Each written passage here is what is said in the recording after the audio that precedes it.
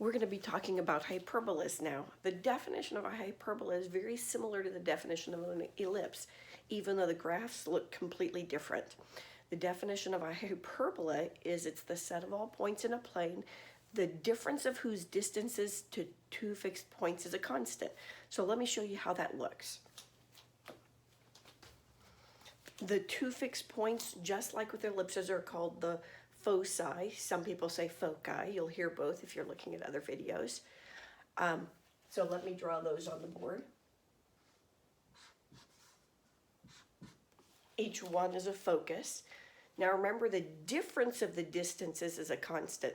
So if I made the difference between these two, the difference be 10, for example, I would find all the points whose difference between the distances to these 2 points is 10. I'm going to move this over just a little bit.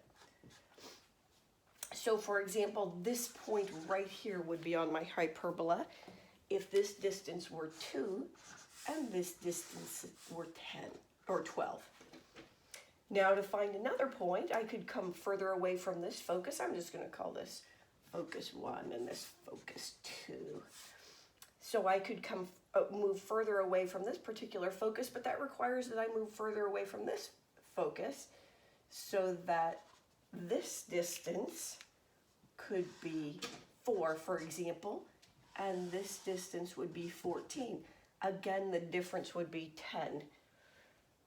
I could continue and find all such points. So I could come over here. Maybe this point right here is a distance of 7 from focus 2 and a distance of 17 from focus 1. So again, that difference would be 10. And when you find all such points, the graph would look like this. Right? We similarly have points down here. And we have one branch of our hyperbola. But there's another branch. Over here, there would be points like this one where the difference is also 10. Maybe this distance here is 2 and this is 12 for a distance of 10 or a difference of 10. So you'll have a branch of the hyperbola over here that is completely symmetric to that one. I don't know if I can draw it looking completely symmetric, but it would look something like that. So with our hyperbolas, we have 2 different branches. Now let's draw the graph in general, showing you where the pieces match the equation. So let me erase this.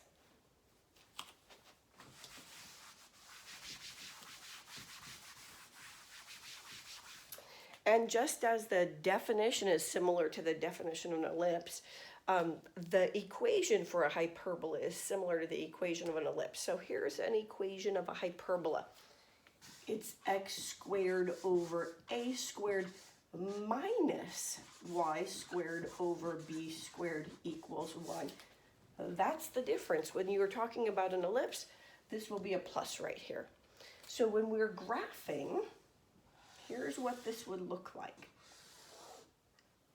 You can find some x-intercepts by going, of course, making y equals 0 and solving for x. And what you'll find is the x-intercept would be over here at a and here at negative a. And those are our 2 vertices for our hyperbola. The axis that those vertices lie on is called the transverse axis. So in this particular problem, the transverse axis is the x-axis. We don't have major and minor axes like we do with ellipses, but we do have the transverse axis. Now we do want to draw the hyperbola. We know it's going to be opening this way, but we don't know how wide or narrow. Does it look like this? Does it look like this? So that's where the B comes in. We need to draw what are called the asymptotes for our hyperbola, and here's how you can find them. Oh, how about a towel?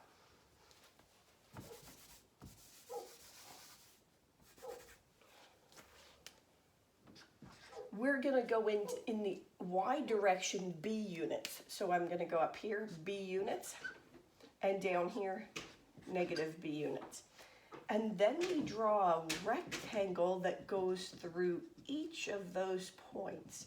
And different people call this box different things. I'm going to call it the central box. So we draw our asymptotes that go through or contain the diagonals of that box or that rectangle. So let me draw the asymptotes, and your asymptotes, remember, are dashed lines. So they look like this. And remember, here's the word that I'm saying for asymptotes.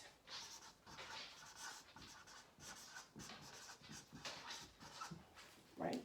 So our hyperbolas have two asymptotes.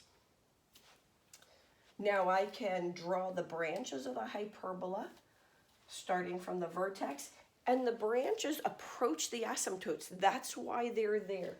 Sometimes you see people drawing the hyperbola this way, and then the asymptotes really don't have any meaning. The asymptotes are there to help the drawing look right. It shows you where the graph is actually going to go. So let me do this.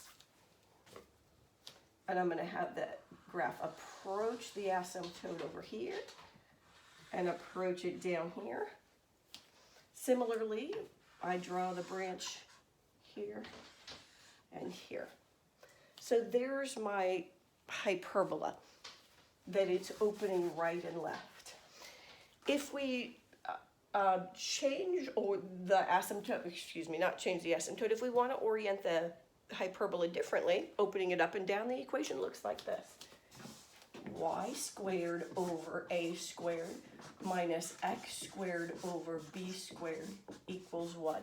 And here's one difference between the equations of an ellipse and an equation of a hyperbola. Notice in this case, my a squared is the denominator of the first term when it's written in standard form.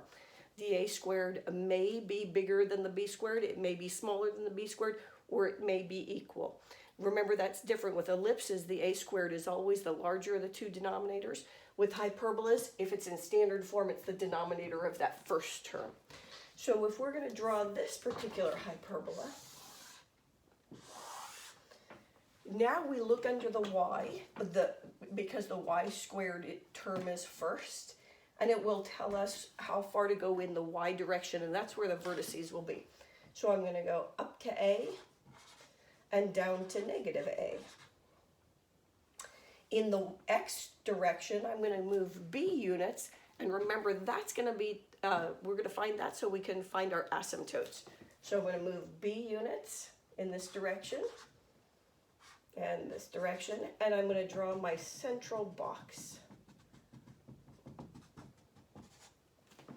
And then we draw our asymptote. Again, it contains the diagonal of that rectangle. So we're going to draw our asymptotes in. And this particular hyperbola opens up and down. So we're going to approach the asymptote here and over here, and similarly down here.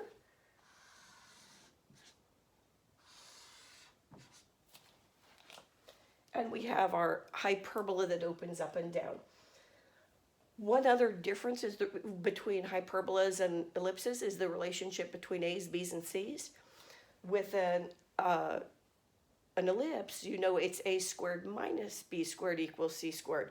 With a hyperbola, the relationship between a's, b's, and c's is a squared plus b squared equals c squared. So when I'm thinking about ellipses and hyperbolas, I keep this in mind. If this is a minus, then in my equation that relates a, b, and c, this is a plus. And if this is a plus, then this is a minus.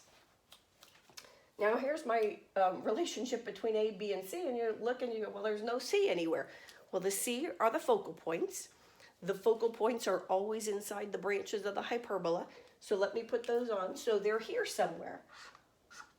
Always on the transverse axis, always inside the branches of the hyperbola. So this would be c and negative c. And on this problem, we'd have c and negative c down this way. And again, much of the work that you do in finding the focal points will feel similar to what you did with ellipses. because we have a relationship between A, B, and C that looks like this. And I hope that gives you a start on your hyperbolas.